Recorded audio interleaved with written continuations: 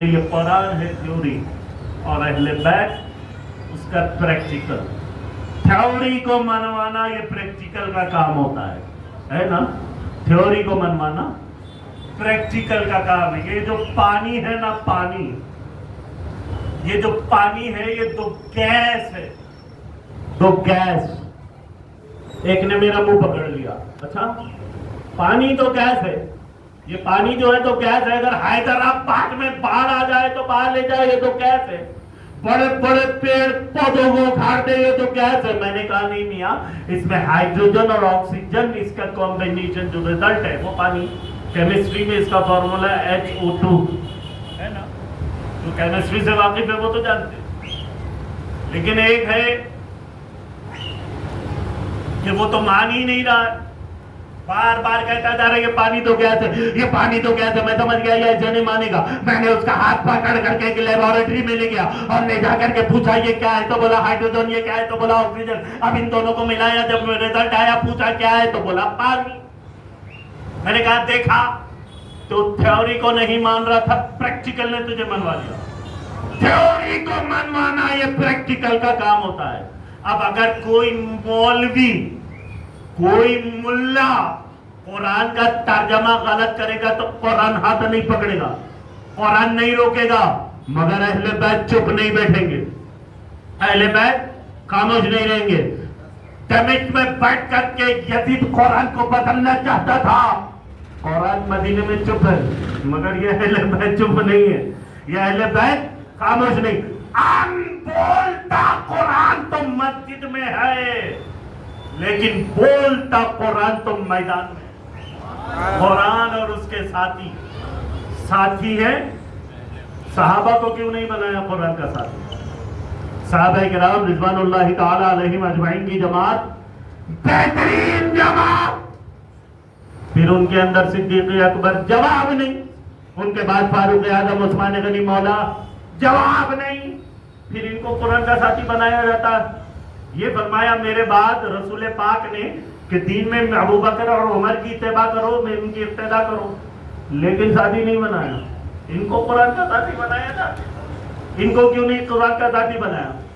وہ صحابہ، توجہ چاہوں گا، وہ صحابہ جو عدالت کا مینارہ ہو، سخاوت کی بلندی، شجاعت کا درجہ، وہ صحابہ جو کلہم عدول، وہ صحابہ جو دست تو دست ہے دریا بھی نہ چھوڑے، وہ صحابہ جو بیرت الموت میں بھی دوڑا دیے گھوڑے، وہ صحابہ جس نے کیسر و کیسرا کے بنیادوں کو ہلا کر رکھ دیا، وہ صحابہ جس نے انطاکیہ پر اسلامی جھنڈا لہرا دیا، وہ صحابہ جس نے قیصر روم کو دودھ چڑھا دیا، وہ صحابہ جو کھجور کی ٹہنی لے کر باطل سے ٹکرانے کا ارادہ رکھتے ہو، وہ صحابہ جو منشاء الہی کو پورا کیا، وہ صحابہ جس نے مزاج نبوی کو نافذ کیا، وہ صحابہ جس نے خلافت کی برکتوں کو پھیلا دیا، وہ صحابہ جس نے صدیق کی صداقت کا جھنڈا اٹھایا، وہ صحابہ جس نے فاروق کی عدالت کا مزاج برپا کیا، وہ صحابہ جس نے عثمان غنی کے سخاوت کے دریا بہا دیے، وہ صحابہ جس نے علی مرتضیٰ کی شجاعت پر دمے خیبر کو اٹھا کر کے پھینک دیا، وہ صحابہ جس نے پاک کے خیبر کو ایک انگلی میں اٹھا کر کے پھینک دیا، وہ صحابہ جو جس کے تصدر سے کافر کا کلیجہ دہل جائے، وہ صحابہ جس کا قیادتی طاقتی قوتوں کا کلیجہ پھٹا ہو جائے، وہ صحابہ جو جنگ اسرت میں تناب فائننس کرنے کے لیے تیار، وہ صحابہ جو کھجور کی ٹہنی لے کر کے باطل سے ٹکرانے کا ارادہ رکھتے ہو، وہ صحابہ جس کا قیادتی بھی طاقتی قوتوں کا کلیجہ پھٹا ہو جائے. ایسی طاقتور جماعت کو کیوں نہیں قرآن کا ساتھی بنایا؟ سبحان اللہ. مجاہد اہل سنت، مجاہد اہل سنت. تو جواب سنو، یہ میرے رسول پاک کا علم غیب ہے. کیا صحابی بنانا کس کا کام؟ نبی کا.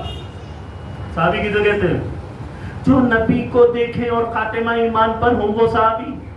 ابو جہل نے تو دیکھ لیا مگر اسلام پر مرا نہیں تو صحابی نہیں. اویس قرنی موت الاسلام تو پا گئے مگر دیکھے نہیں تو صحابی. صحابی انہیں کہا جائے گا جن میں دو باتیں پائی جائے، ایک دیدار مصطفیٰ اور دوسرے موت الاسلام تو صحابی. اب نبی یہ خیال کر رہے ہیں کہ جب میں نہیں رہوں گا, ابھی تو میں ہوں, کہیں میرے بعد قرآن تنہا نہ ہو جائے تبھی تو ساتھی کی ضرورت پڑے گی. اب اگر جب میں ہی نہیں رہوں گا تو جتنے صحابی رہ گئے بس وہی رہ جائیں گے, صحابی بننا تو بند ہو جائے گا, جتنے رہ گئے بس وہی رہ جائیں گے. اگر میں نہیں رہوں گا تو صحابی بننا بند ہو جائے گا, جتنے رہیں گے وہی رہ جائیں گے. ان کو میں نے قرآن کا ساتھی بنا دیا تو 100 سال میں آدھی صحابی ختم ہو جائیں گے, صحابی بننا تو بند ہو جائے گا نا. تو 100 سال میں آدھی صحابی ختم, 150 سال میں 80% ختم, 200 سال میں پورے صحابی ختم, تو پھر قرآن تنہا ہو جائے گا. تو پھر میرے نبی ایسے کو کیسے قرآن کا ساتھی بنائے جو 200 سال بعد قرآن تنہا ہو جائے.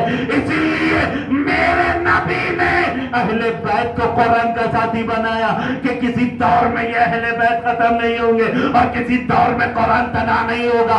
قیامت کی صبح تک اہل بیت ختم نہیں ہوں گے اور کسی دور میں قرآن تنہا نہیں ہوگا. آؤ ذرا میں آپ کو ایک جھلک دکھلا دوں.